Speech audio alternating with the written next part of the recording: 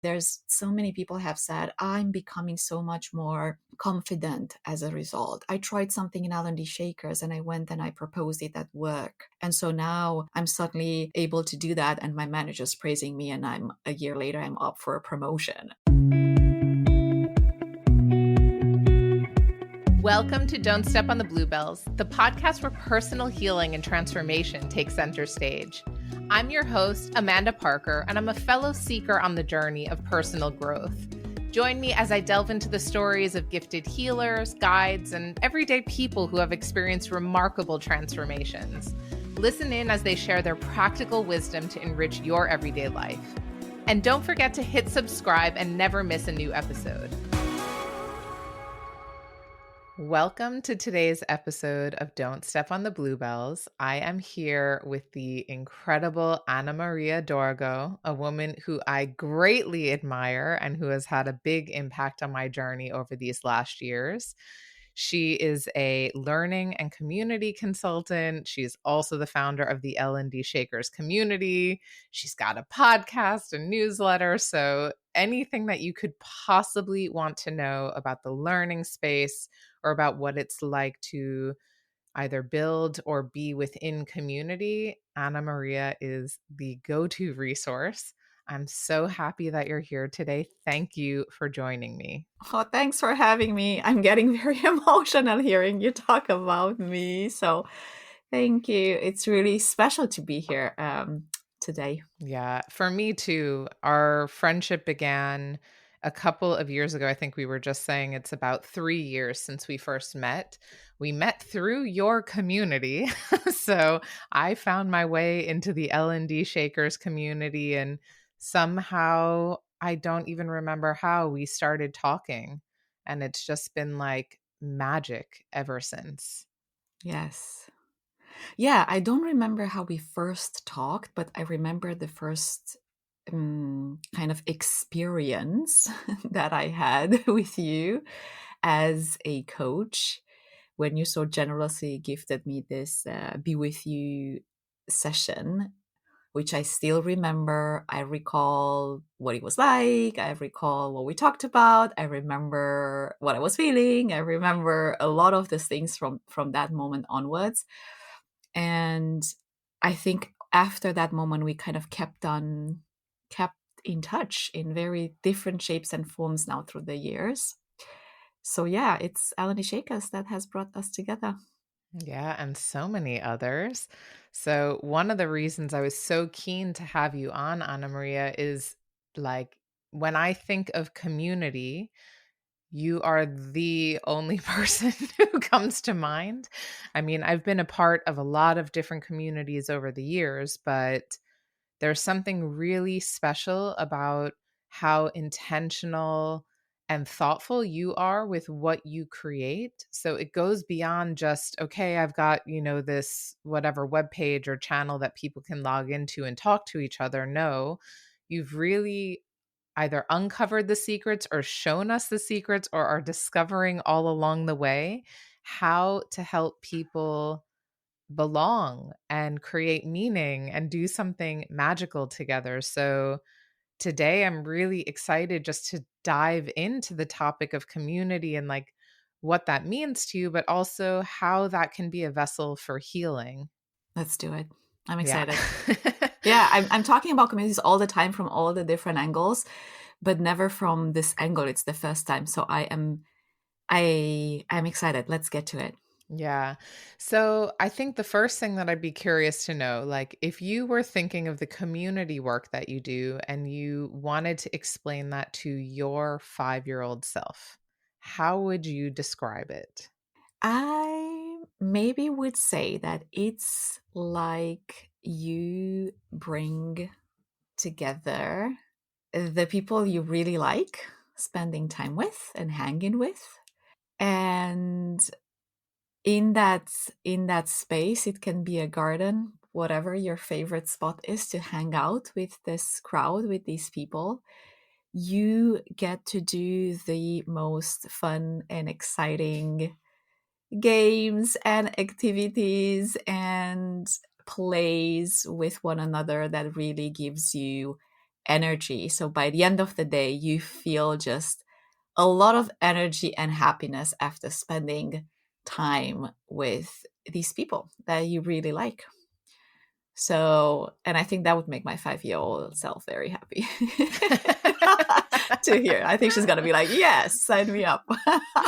So you find a secret garden and people you like and you hang out there. Hey, that's it. Play games. So, like, listening to you talk about that, what do you think makes the way that you view community different from maybe how some others are looking at community? Yes. I think that over the past few years, maybe even before that, but over the past few years that I've been aware of it happening, there's a lot of talk about community that makes me incredibly happy. There are organizations that want to start communities. There are individuals that want to bring together peers and like-minded people in form of communities. That is fantastic. There's also very often the word is attached uh, to other things like my LinkedIn followers. I label them as my community. I have a newsletter, and that is my community. And so it's been used maybe at times overused, abused, and I feel that if we're using it and attaching it to different things that are not true communities, we might be doing the concept of the word a bit of a disservice to me. And they come in so many different shapes and forms, and definitely a newsletter list can evolve in a community for sure if you put in the thought and the intention behind that. To me personally, communities are spaces where people that have common challenges, questions, goals, there has to be some very strong red thread amongst them. They come together to collectively enable some form of a transformation or a change that it is otherwise um, maybe not impossible to achieve alone, but definitely would take more time, more struggle, more energy to go on that transformation path alone that it is to go together. The way I look at communities and the type of communities that I will always strive to create and advise others to create are communities where members are enabled to make that space their own, communities that are much more distributed at the center. So, beyond just the initiator or the person that started the idea or the community, there is always a person or two, like, or a small group that starts that for sure. You will always have it be steered by someone first.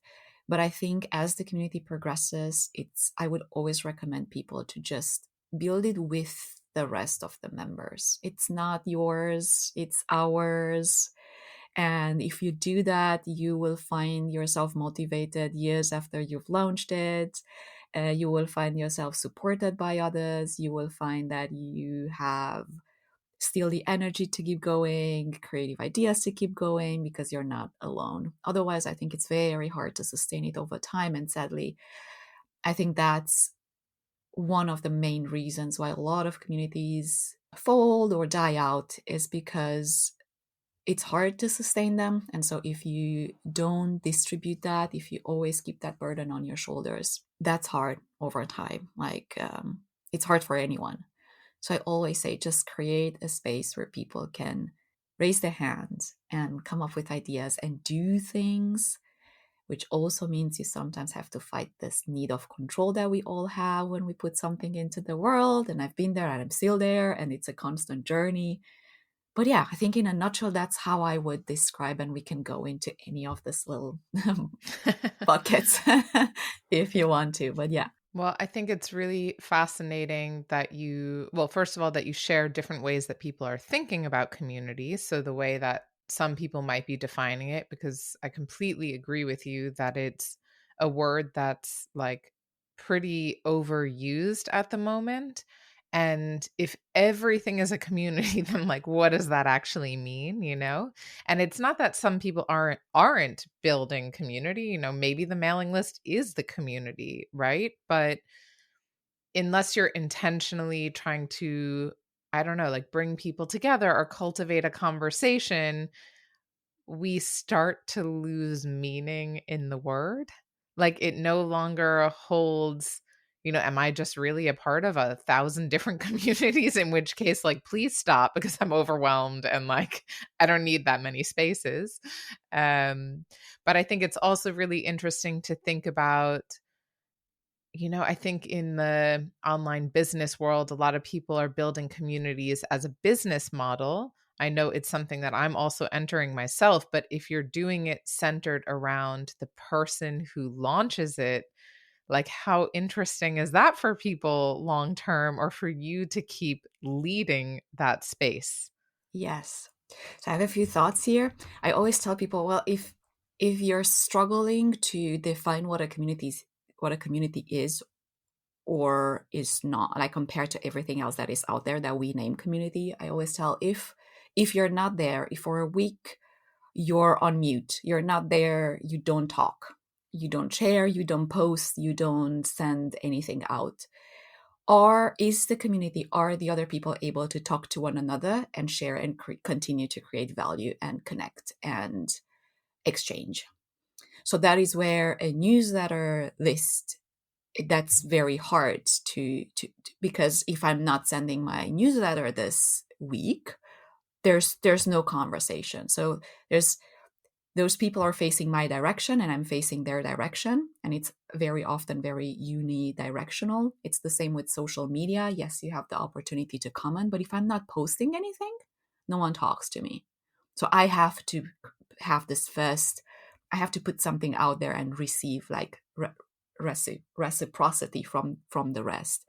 And yes, you can create a conversation, but I always tell people, well, if you want to turn your newsletter audience in a community, you need to find a space where these people can talk to one another without you being there.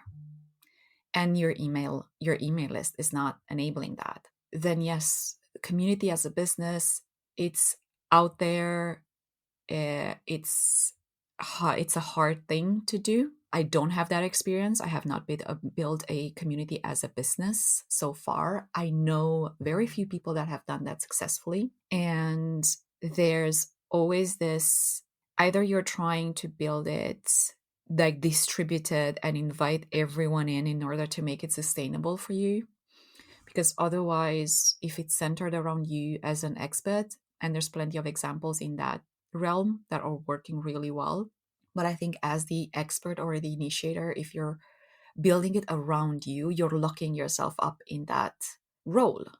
And so once you've locked yourself up in that role, it's very hard to for other people to step up, because that's not how that's not the norm, that's not the example, the behavioral examples, that's not how you've built it. So it is a bit harder to turn around after a while and be like, I know that this has been centered around me and my expertise for years, but now can you talk to one another and can you start to share magically and just be active and engage and contribute? That's hard. uh, and also if you lock yourself in that you got to keep on going. Like you have to keep on going. And I think you mentioned that, like, how interesting or fun is that for me? So can you entertain yourself alone in front of these people for a year or two or three or four, right? And maybe you can, but I would always say it's so much easier to just have a bunch of other people that are entertaining, right? And have that group of people that are constantly changing, and you have people that come in with fresh ideas that you probably have never thought about. So that's the community. It's a bit, I like to build it where over time it's a bit detached from me. So it's suddenly not Anna Maria's thing. It becomes our thing. And then everyone feels a bit responsible and proud of the space we're collectively creating. That gives me a break at times, to be honest. Like I cannot be in the community for a month because life happens. Life happens and you have to take breaks. And so I think I would be very saddened to see a project that you pour your heart into fade away or disappear just because life happened and you need to take a step back. Well, that I think was role modeled so beautifully last year with when people within the L&D Shakers community got so excited about creating like an in-person experience and created a whole team around what that looks like and bringing people together. So I flew out to Amsterdam for that event last October, along with, you can tell me how many other people, but it was a huge group of us that had flown in from everywhere, which is such a testament to like the excitement and joy and like fun that they have in that space, that people were actually like self-organizing. I know that you were also a part of the organizing team, but you hadn't been the initiator of the idea. And still, it created this whole in-person momentum of like everyone going, "Yes, I'm going to the L&D Shakers event. Yay!"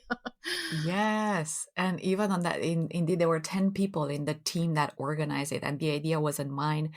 But I remember the people that were coming in the emails that we had like sent with them back and forth before. It's like, is there anything I can do? Do you still need facilitators? Can I take over something? Can I help with something?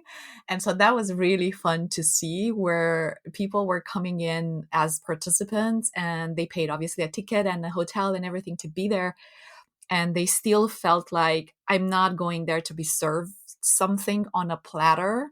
Like we probably, I am like that when I'm going to conferences or I'm going to events. Okay, I'm paying a ticket. I am Entertain here me, to please. observe. I'm here to take in. There's someone else that organizes. But in the Shakers case, people were all like reaching out to, hey, can I help? Do you need something? What can I do to create the thing? Which I think speaks to the culture. Maybe if you want to call it that, the culture that we've built inside the community. So yeah, it was a fun one. It was a hard one, but it was a really fun one. Yeah. I mean, organizing an event of that size doesn't Hey, sound easy no matter what. it was good memories that we've created for ourselves. So tell me, how did you get here? How did you even come to a place that you wanted to intentionally create community? So I'm Romanian. I grew up in Romania. I went to study there. So I studied there in the Romanian educational system, which is not very Montessori like flavored. So it was very traditional and typical. The core of it all, it started sometime in high school when I started being part of national programs for young people, for students. And then later on in university and during my master's, I was always very pulled and drawn to student organizations. And student organizations are communities. They are self-managed by the students. They have committees. You apply to be part of the team that steers everything. And that type, I didn't knew that back then. But what I knew was that as a person, I was drawn to spaces where I was invited to contribute and share, and I was gifted the trust that I can do that. And sometimes I felt that in school very, very seldomly, like very rarely. I felt that I'm trusted with something and that I have something in me. I felt as a student, I felt like you don't have it in you. And then so you have to listen and sit in your bench and sponge it in and learn. That's the whole purpose of it. You don't know, we know. And then you sponge it in, you take it in, and then you become wiser and you become smarter. And I found that these other spaces were like, oh, this social learning, again, those were concepts that I didn't have back then, but I know now that that is what it was. It was peers, same level, eye level, coming together, trusting each other, being a bit bold, a bit curious, not caring too much about the results. Everything was very experimental. So it was just a massive playground or sandbox, if you want. And so what that did to my knowledge on one side, but the most important part was my self-confidence, my confidence in who I am and what I can do, and my voice matters, and I have something to share. And when I open my mouth, there are people that look at me and nod and thank me for an insight. And not only that, I can then contribute to something. So I'm taking away, but I also feel useful in that space. And then in my master's, I discovered this concept of communities of practice during my studies. And the moment that got explained to me in a course, I knew that that's the topic of my master's dissertation. So I reached out to the professor, and I contributed to the study of communities of practice within academia. And then I started working in HR and in L&D, and somehow I parked that idea, and it surfaced for me in a moment in which I felt the need for community. That was 6 years ago. I was working as the only learning and development person in a company. Uh, it was really fun because my manager trusted me to do a lot of things, and that was beautiful. But after a while, I felt the need to come together with other people that were doing the same thing for two main reasons. One, I didn't want to reinvent the wheel all the time. It's like I'm pretty sure that there are other people that work on an onboarding program, that work on a leadership development program, that that are working on projects that are sitting now on my to-do list. It's like, who are these people and how can I learn from them? Because I don't want to spend too much. I just want to go for the best practices and the ideas that I know that work.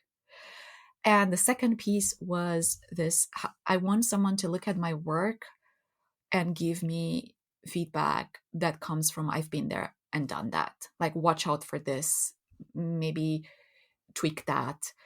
So that was my very personal need. And that's when L&D Shakers started. It was never meant to be what it is today. So I think it's good to mention that it didn't start with this big vision to be a global community of online and offline and so many events and so many programs and projects for thousands of people. That was not the idea. My idea at the beginning was, I was living in Amsterdam by that time, in the Netherlands, where I'm still based. My idea was, I just want to find 5 or 7 people that work in other startups in learning and development to get together once a month around the table with our laptops, with our work, and actually look in each other's work and learn from one another. So that's how it all started.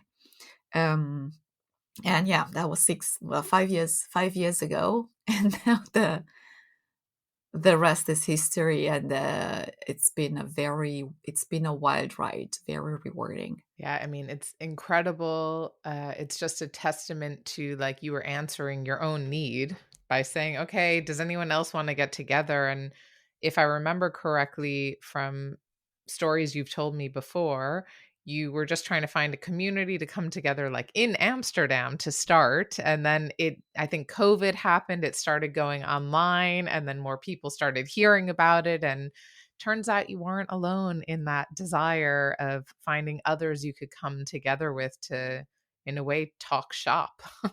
That's it. Well, before I started anything, I was looking for it. I was like, is there, like, where are learning and development meeting in Amsterdam? Is there a club? And back then it was this, the Meetup app where you could create meetups. And it's like, I went to Meetup. It's like, is there any type of, and I couldn't find anything.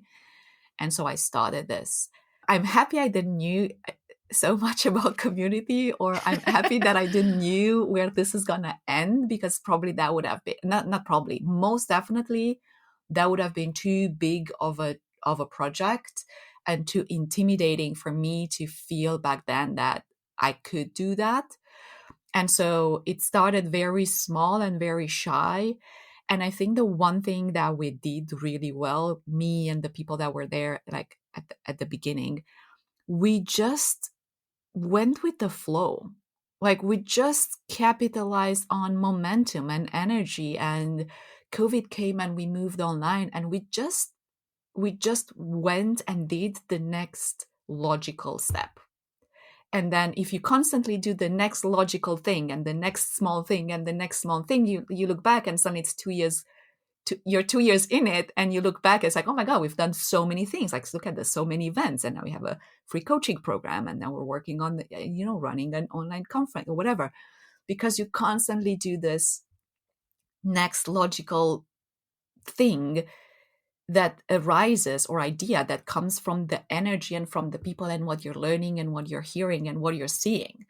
So, and I remember back then, many people was like, what is the strategy? Like, where is L&D Shakers going? It's like, I don't know. We'll have to wait and see. Right now, we're doing what feels right and what's fun and what we believe it's useful for us. What is useful? What do we need? We create it. That's it. That was the strategy. And it's still the strategy today. If someone has an idea of something and they believe that what might be useful for a big chunk of the members, they just go ahead and do it. I know a lot of our listeners here are healers or on some kind of healing path, maybe some path of, discovering spirituality. And I think you're speaking to a lot of the audience in sharing that, because we often think, and I'll speak for myself, like I often think I need a plan. I need to control the outcome. I need to know where I'm headed. I need to like map out all the steps to get there. And whenever I do that, I never end up where I think I will.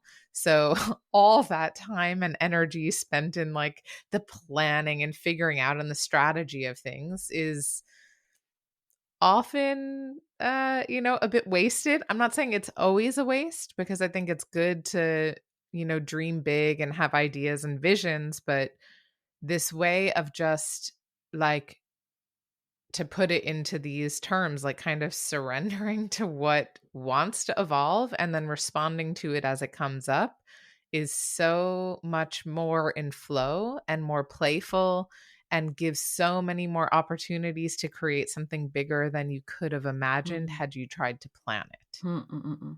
So it's, yeah. Yeah. For me, I think what worked really well, and this is how I see the community evolving with other people doing so many things. I mean, L&D Shakers now has a core team of 65, maybe more members. And this is not counting the coaches and our mentors and the speakers that come to obviously contribute. Everything is member led. But I think as I heard you talk about that, this, oh, I'm stuck in planning, I see that a lot. And sometimes I'm tempted to do that as well. I think I have the benefit of being this, I plan better once I commit to something. So once I know that, okay, there's something that has to come to life, it has to take shape, it's an event, it's a comfort, whatever it is. And so that strategy, I noticed that works really well. And I always tell people, well, let's fine tune a bit the idea, but you don't have to have all the answers. Fine tune it, commit to the idea, and put a deadline. And the moment you do that, your brain will figure out ways to do it, to make it happen, But commit to something, to a clear artifact outcome, something, because the moment it's a project, your brain will make it happen, and you will make it happen. I So don't know why you're not the coach. hey. I mean, that's brilliant. I'm going to take notes after this call.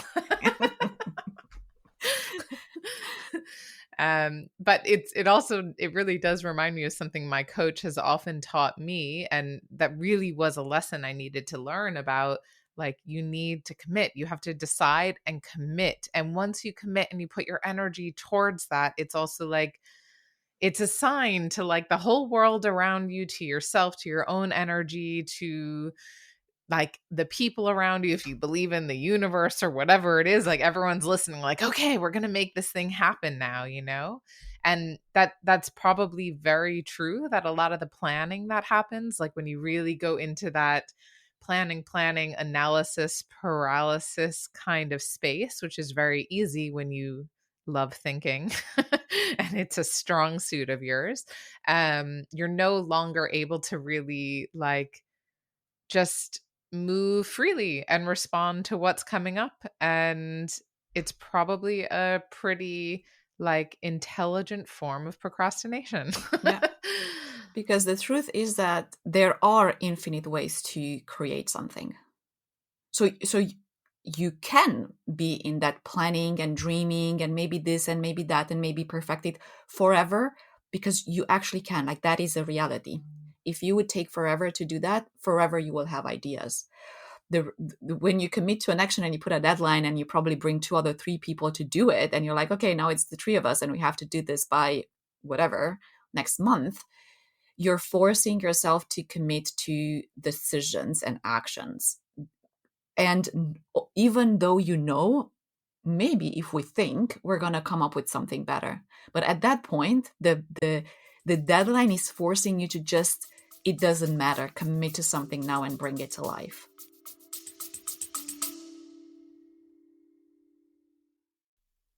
Hey, Amanda here. Are you a woman healer doing this work alone, craving a community that truly gets you? I know what it's like, searching for others who understand your gifts while building a sustainable practice. That's why I created the Women Healers Collective, where healers come together to share wisdom and grow their impact. Visit womenhealerscollective.com now and join a community that uplifts your magic.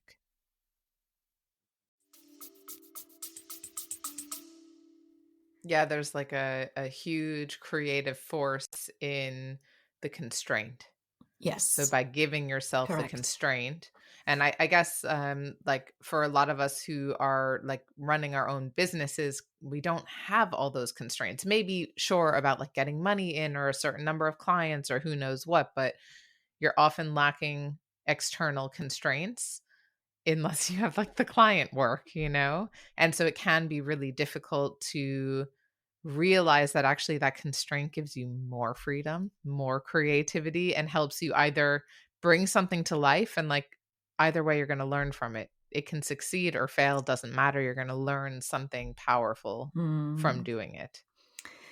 There's this, you're going to succeed or you're going to learn. That's important because I think that some of the things that keep us in this over analyzing and planning is our desire to minimize the risk of failure as much as we can.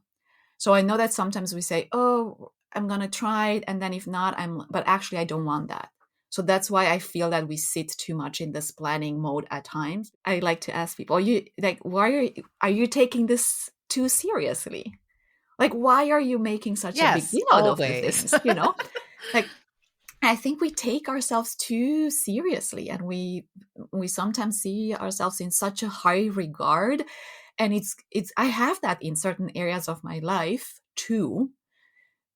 I somehow allowed this community to be the space where it's not about that. I will always do my best, but I know that that's the space where I show up as the mad scientist, the experimenter.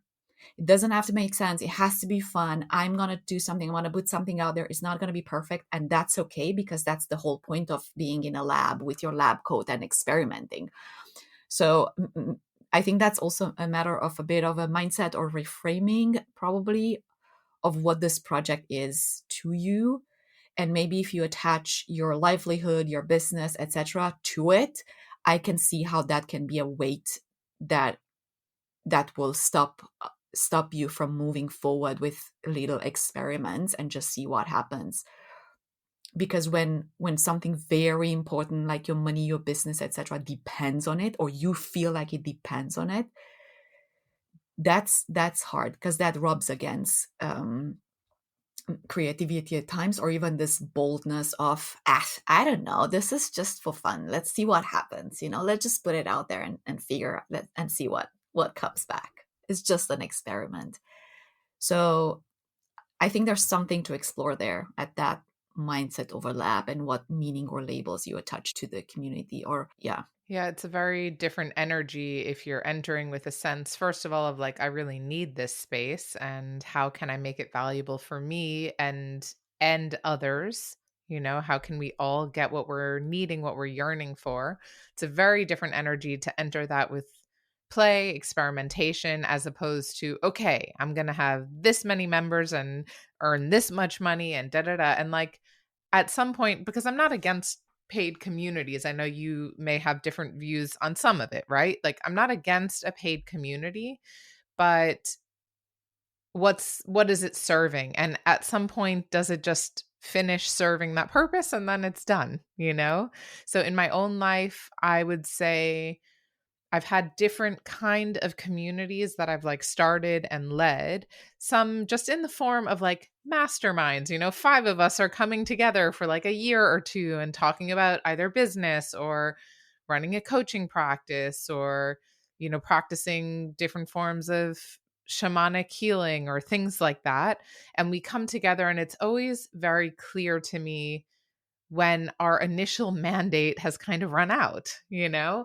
And for me, that's usually been a sign to say, like, thank you. Look at this amazing thing that we've done and built together, and like, goodbye. And it's usually the point of ending. But from what I'm hearing with what you're describing, especially in like specifically in the L&D Shakers community, but also just your mindset about community, that would just be an invitation to say, okay, what do I need now? how can I grow? How can we grow? Do we need to invite new people in? So there's a different kind of playfulness if you're willing to be more experimental and see beyond what is this one goal that you're really like angling towards. When that goal is fulfilled, then what? Totally. And also this the fact that certain, particularly for smaller communities or like the mastermind, it has a very clear purpose, and that purpose will be achieved, and the community is closed. And that is so normal and absolutely fine. And I would even say don't try to push to stretch it if it served its purpose. And even Now we're going to there, talk about baking. there we go. No Yeah. So thanks. that's but that's the thing. Like, okay, Yeah. it evolves in something else. If those five people suddenly discovered a passion for baking, whatever, and it can evolve. That's not a problem. But then just know that this project, this community, this group has served its purpose because we all reached the finish line. And certain communities are built like that. They have a clear. It's a very straight step by step from A to B or A to Z in this case, right? So you go to A, B, blah, blah, and then you reach Z, and then you say, okay, it's over. And L&D Shakers, on the other hand, is this ongoing space. And I think it became that because it grew so big at the beginning, because there was a need that so many people had, and now there was that space that we were creating, and so people flocked naturally to that. And COVID was about, we were 5 months in when COVID started, and then we opened it up, like we were meeting online. And so it was like, it didn't matter if you live in UK, right? And we were in Amsterdam, anyone could join. And so that definitely was the right moment at the right time in the worst context ever, I think. But for a community, for our community, and for many online communities, that was a strong push and energy boost. Because maybe you remember, everyone, we were all online crazy about learning, and I was attending so many freaking webinars every day and lunch and learns, and all I was doing was like logged into some Zoom all the time. And so that was the time to do that. It was the perfect moment. um, and I think because it grew so much, we now have this, it's an ongoing space. Like, we don't know when L&D Shakers it's gonna die or it's gonna fade, because we have constantly new members and fresh members. But if I look closely at the people inside or the dynamics inside, you do have that thing of people coming in, they have a purpose, they got to their personal Z, and they're out. And that, but so there's constant people that get to Z all the time, but at the same time there's constant people for whom L&D Shakers represents the A today. So it's like an ongoing journey of different people, and some will be done and will leave, and others will just start. So that's the only difference. But at the end of the day, it is the same dynamics as what you just said with your mastermind. I'm coming in, I have a need, I fulfill that need in 3 months, 6 months, a year, it doesn't matter, 2 years, and I'm going out. And some people come back. So it's because we don't have any rules for that matter. And we're thousands of people. So you don't notice this. Obviously, in a group of five, you notice that much more. Well, I also think it's interesting because as humans, and maybe this is not in your circles, but in my circles and the people I know, people are afraid to end things. They're like afraid to leave or to close things out or to hurt someone's feelings. So I have found I've had to be clear, and I don't always get it right, but I've had to be clear when I feel that this space is no longer serving, and to be able to say, hey, listen, like, let's celebrate what we've done so that it's not like dragging into some territory where you're dreading getting on like a mastermind call, but that you can honestly say, hey, listen, we're all in such different places now. Look at what we did and find a way to close that space together. And I think, yeah, that's probably just as important, like being really intentional with how you end something the same way that you're so intentional with how you begin it, that people really have that chance to step out gracefully.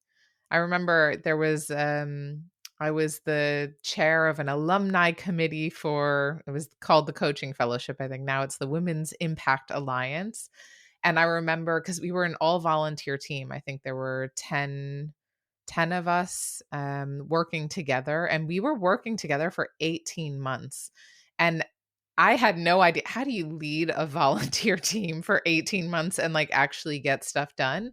And so I just made it a point to have regular like recommitment conversations that everyone could bow out gracefully without judgment whenever they wanted. But if they were in, they were in. Because I think that can happen. And I'm sure that happens in like your community. It's happened in communities that I've been a part of also, where people don't really know how to do that and they kind of like fade out into the background, you know? But there are some people who it's really like, okay, are you like all in on this? And then I do expect you to show up and I do expect you to follow through on your commitments. And um that's what I think is really special also about what you've helped to create and foster, that people want to give their time. I'm not saying they all are like perfect and you don't have to out anyone now, but that they want to, that they actually want to show up because there's, coming to the topic of this conversation, there's also like a healing in that for them. There's something that they're receiving by showing up. Mm. Yeah. Everyone has a different need that it's being met as a result. And also, and that need changes. So members move and they come in and go. And we had people that were in the community for 2 years and you never really saw them. And after 2 years, they raised a hand and said, now I'm in that moment in my life when I'm willing to take ownership of something and bring something and create something. And years have passed where you would say like, okay, and that's okay. I just want to go back a bit to this example that you give with endings and working with volunteers and etc. Because when you work with volunteers, it happens. Life happens, and we have so many other commitments and things in that life where we have to be there. And volunteering, by definition, you don't have to be there. So I always tell people this doesn't have to feel like work. This has to bring you something. The moment you feel it's not sparking something, it's time to leave that place for someone else that has the energy and the drive and the motivation to bring it forward. And your example, what you just gave, this at the beginning, at the start of something, there's always motivation and energy. I think that's the moment where these exit routes should be brought into conversation. So the way you've done it and had that recommitment, I think that's the I think that's the number one thing that I recommend community builders to do whenever they have volunteers stepping into roles, or have a deadline, have a mandate, a moment that gives you and the other person the opportunity without shame or uh, dread or any other type of emotion to go into a conversation and talk about the commitment and whether we continue or we drop it. And so that's a spot on example. And in L&D Shakers, that happens as well. We have that. We have put in that thing. So there's a commitment of at least 6 months, ideally a year. And after a year, so in December of every year, I go back to the core team and tell them, friends, how does the next year look like? Is this still it for you? Do you want to keep on going, or do we drop it to someone else? But also I have this one thing in the onboarding for every new role, every new person in the core team. I always tell them, no one is going to look over your shoulder. No one is here to manage you. Like, this is yours. You're going to hit the ground running. You're going to take this, like, you're going to make this happen. At the same time, the moment you need to drop the ball, please reach out and let me know, Anamaria, I need to drop the ball. Because the one thing that we want to avoid is you dropping the ball, no one knowing that you dropped the ball, and having someone after a while be like, oh, wait a minute, Amanda's like, she was supposed to be doing this thing. I haven't heard anything. I don't know what's happening. I haven't seen her, her project, her contribution. And so then that puts me in the position of going to knock on someone's door, and I'm happy to do that. But I think it's so much clean. And if I tell the beginning, Amanda, you have the permission, not that anyone has to give it to you, but to drop that ball at any given time, I will take the ball, I would pass it to the community. If someone catches it, the project keeps on going. If no one wants to commit, the project is folded, because if we don't do the things, we don't have the things. So in a members led community where no one is paid to do anything, if we don't do things, we don't have things. So it's as simple as that in the community. And then to come back to your healing point, one question I always those two questions I ask people when they reach out, say, Anna Maria, I want to do something with the Shakers. I know I know what, or maybe I don't know what. Like different people coming in different angles, but there's always two questions. One is, why are you doing this? Like, this is gonna take time. It's gonna take energy. You're probably gonna have to sit 3 months from now on a Sunday evening working on this project. Why, if someone asks you, why are you doing this on a Sunday at 5 when you could be chilling on your balcony, what are you gonna tell them? So what's that why for you? And that can be anything, be as transparent and as open. For some people is, I want eyeballs on me, my profile, my business. That's perfect. For other people is, I have now 10 years in the industry. I learned so much from so many mentors and people. It's my time to give back generously without waiting anything in return. I just want to contribute. That's my why. So everyone will have a different why. And I think that's their healing. That's the missing piece that they're looking to get, right? So that's their healing journey, or that's their healing expectation. Um, and that's okay. So I asked them, let's narrow down on the why, and then realistically, on your busiest week, how much time do you have to set aside for something that you don't get paid to do? That's it. Those are the only two questions that I ask people from the get go. Yeah, it sounds like you also help people avoid having to go into shame, because I think that also like can create that awkwardness, like what you were describing. If someone falls off a project or they're not really able to keep up, like if I'm speaking to someone and I like they're supposed to send me something and don't, and then I don't hear from them like ever again, I'm like, oh shit, they entered the shame spiral. Like, no, don't worry, you can still talk to me. So I think like as humans, that can be quite natural when we're like, oh no, I didn't do the thing. And you're helping in advance to avoid that someone feels that.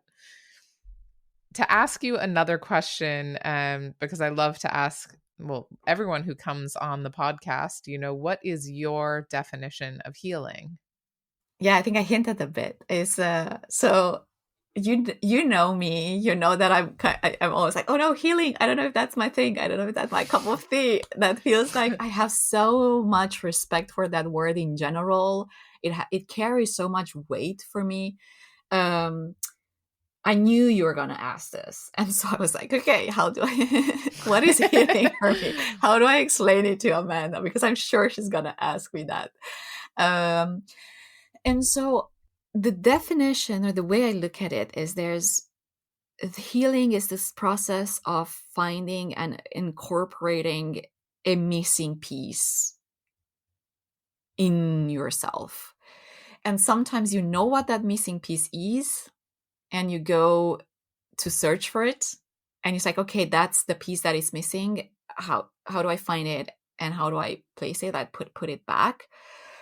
Uh, and also in many cases, me included, I know with other people, sometimes you heal and you find missing pieces that you didn't even knew were missing. Like you had no idea, and then you find the piece and it's like, oh my god, I need this, and it fits here, but I didn't knew that I had that little hole there. Both parts matter. How do we move through the world with our relationships, our families, the job with you, the purpose, the side projects, our passions, whatever it is, like the way we live our life every day, all we do is try to find missing pieces that we know about, or missing pieces that we don't even know that they're missing. And we only know when we find them. So that that I can see in myself. So that feels like like a definition of healing, that I'm like, okay, that's what it feels like for me. I mean, that's such a beautiful way of expressing it, that You're like continuously integrating these little pieces and elements of yourself that maybe you didn't even know were missing to help you just feel, I'm putting my own spin on what you've said, but to help you feel a bit more whole, a Yes, bit more yes, integrated and that's it. complete. And sometimes you try to fit in a piece and it feels like, okay, it's matching. You know, when you make puzzles and you're like, a piece matches somewhere, like the shape, but it's not where it goes. And so sometimes I think in the healing process, you also have to take pieces out. And it's like, oh no, I know that I filled that hole with something back then, a while back, but actually today I found a piece that it matches that hole better than the old piece. So it's, we also take pieces out. We also exchange pieces, I think, in that healing journey. So also for communities and how our communities healing, or where we're going back to that motivation, I think that's different people come into this I'm contributing mindset, and I'm gifting now my time and energy to this collective space for to fill out different holes and puzzles. And for some it might be, I just want I just want to contribute. For others, at the very core, it might be, I want to be seen, I want to feel useful. For others, I want a space where I can find, in L&D Shakers, there's no manager, there's no salary, there's no one is assessing you. You don't have to deliver. So for some people, it can be this freeing space where they can find and play on the edges of their creativity, which is a piece that probably they don't find at work, where everything has to come in a certain shape and form, and it had to be professional and whatever. So it loosens up, or joy, or so there's so many different pieces that contributing members might try to find in community work. And also, if they do decide to be, those pieces have changed for me. I was looking for one piece, and for something very specific in the when I started this and in the first year. And as the community grew and evolved and my role evolved, I started to be like, okay, I got that, but now there's something else that I can take from here. And there's, so it also evolves, this drive and motivation, and what keeps bringing you back to the community as contributor, active contributor, that changes over time. As long as you recognize and you're very honest with you and with the rest of the people, the what's in it for you, what's in it for me, why am I doing this? And I ask myself that question very often, like almost every year. I ask myself, like, why am I doing this? It's 5 years and it's hard work. Like, I'm not gonna. It's the most rewarding work, and it's paid off, and it pays off like in unimaginable ways. But it's hard. It's not a walk in the park. Um, so I have to, every year I have to go back into myself and be like, what is my why? What is my why this year, and how do I create that, and how do I make that happen for me? It's really beautiful because, of course, I want to know like what kind of healing or transformation is actually possible in community. And it sounds like you're able, like, so much of the healing comes from like maybe being able to identify things that you're missing or ways that you want to grow, and being able to find ways to like test that out or act that out within that community space that you can also grow and evolve. If I think about like within the healer community that I'm leading, that might be that people are really looking for support as they're, I don't know, like trying out a new healing modality, and is this working, and has anyone ever had this happen? And or it might be that you're trying to grow your business in a slightly different way and have no idea how to charge for that work. And the things that you're actually working through and what's important to you will change over time. And the community itself is like a healing space, as long as you design it that way, of course, that it's like open and welcoming, that it will catch you no matter where you are, support you, lift you up, help you grow into that next version. And that's also incredibly healing, just to feel like you belong, like you can show up as yourself, like you can grow and evolve, and you'll still be welcomed into that space.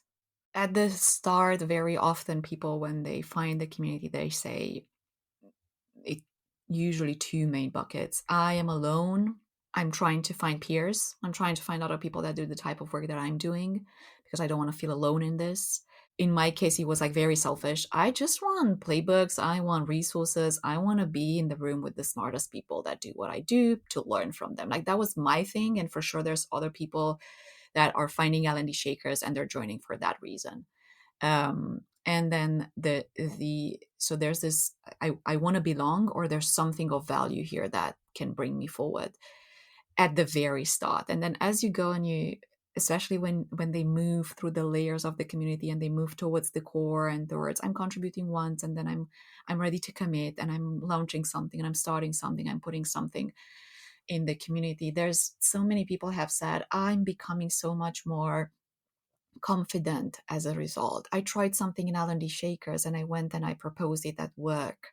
And so now I'm suddenly able to do that, and my manager's praising me, and I'm a year later I'm up for a promotion, and I'm pretty sure it's because I get all of these cool ideas that I go and pitch with a lot of confidence because I know they work. Or so it's that confidence or that voice that sometimes people are finding their voice is like, I know who I am, I know what I stand for, I can refine those things. It's so there's so many things in which this shows this healing can show up. I know I can do this. Like again, confidence or resilience. And at times it could also be this sense of power. For me, second, third year in L&D Shakers, I use that a lot. The how do I build confidence and power by doing things here in the safe space and sandbox so that I can see myself doing it, so that I can believe that I can do it, so that I can go out of the community when I'm looking for a job or with my manager or, I don't know, negotiating for a raise or pitching a project at work. I can do that from a position of power and confidence because I've been there, done that before, and no one can tell me that I can't do it. There's many healing puzzle pieces I think that This people is like take. the absolute golden nugget I've just written down, like the minutes that we're at and the notes to come back to. I mean, like being able to feel confident, to find your own voice, like, man, if that isn't 99% of what I'm helping people discover through coaching, through healing, through whatever it is, like we want to know ourselves, we want to feel good about ourselves, we want to trust ourselves to do things we never imagined possible. And like, if that is not a reason to go join L&D Shakers, I don't know what is. I'm thinking that in your case, because you work with healers and some are in the journey and so others are at the beginning of their journey. And I see that as well in L&D Shakers with folks that are transitioning into the industry, right? So there's a change. They're going through a change. And maybe in your case, there are people that probably are, they know they're healers, maybe they don't know, maybe they're at the beginning of it, etc., or they're just starting that journey. A community can really, if you meet other people, other healers, it definitely can sharpen that identity of yours as a healer too. And L&D Shakers this manifests with, oh my God, I'm so happy I found you. I was doing this work for so long. I didn't even know this had a name because, my job title is project manager, but I'm delivering trainings and I'm working on facilitations. Like this has a name and it's called L&D. I love it. That's what I want to be doing, right? So when you're immersing yourself in that collective identity of a healer, a learning professional, an innovator, whatever the community might be about, you look around and you're like, oh, these people look like me, right? We have the same values, beliefs, the same type of work, the same questions, challenges, dreams, ideas. And so if they are all triangles, then I know that maybe my whole life people have told me that I'm a circle, but actually now that I look around, maybe I'm a triangle, and that feels so. It can feel like such a relief at times, especially I imagine with healing, where you're like probably like, I don't know, can I call myself that? And then you go into the community like, yes, man, call yourself that. And the moment you start to do that, it can feel like a burden is left off your shoulder, and the community helps you fine tune that identity and own it and believe in it and wear it proudly in the world. For people who are listening and they want more Anamaria and they want to learn more about community and everything that you're doing, where can they find you? How can they get in touch? Yes, the best spot is LinkedIn. And if you put my name, you're gonna find me, or maybe we'll put the link in the show notes. And so on LinkedIn, you'll find all of the projects that I'm working on, podcast, newsletter, and everything that I share a lot about communities there. And it's also where you could just reach out with a message if you wanna grab a coffee and chat more about communities. Yeah. She is such a fun place on LinkedIn. I have to say, I love following you there. So definitely, I'll link to your LinkedIn in the show notes so everyone can go ahead and get in touch. And just as we're coming to the end of the conversation, is there any advice that you would give to someone who is just starting out? I always tell people, start small. Don't It's okay to dream big, but don't let the pressure of the big dream prevent you from doing something that you can do today of a value. And I always tell them, build something that you would really, really like to see having or happening, bring in the world. That's probably the number one advice I give community builders. You have to need this in your bones. You have to think about it. It's like it's something that kind of doesn't let you not do it. So if you have that, follow it and jump at it. It's gonna be fabulous. But just don't force something into being. Beautiful. Thank you so much for sharing your time and your wisdom so generously. You are one of my favorite people, and I'm so happy that I got to have this conversation with you here on the podcast. Thank you for having me. This was really, really cool. I loved it. Thanks. And to everyone who's listening, thanks for tuning in to this week's episode of Don't Step on the Bluebells, and I'll see you next time. Thanks for tuning in to today's episode of Don't Step on the Bluebells. If you enjoyed this conversation, please give the podcast a 5-star rating wherever you listen. And don't forget to hit subscribe and follow along so you never miss a new episode.